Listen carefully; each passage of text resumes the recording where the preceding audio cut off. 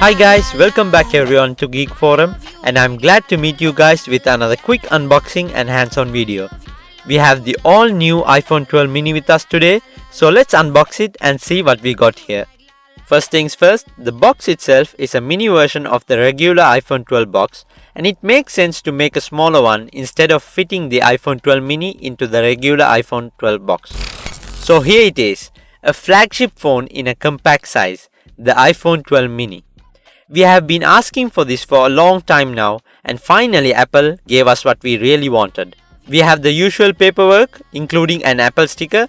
Also, as you already know, we only get the USB-C charging cable with the box this year. So this one right here is the product red, which comes with a 5.4-inch OLED display, and the product red looks a little peach this year compared to the previous years. If we talk about the design and the size of the phone, it really feels good to the hand, and I don't think there's any other phone in the market right now that has the reachability that this phone offers.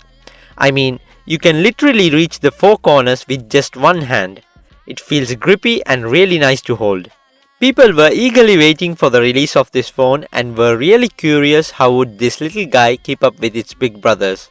So, if you ask me, what are the compromises you have to make when you buy this phone?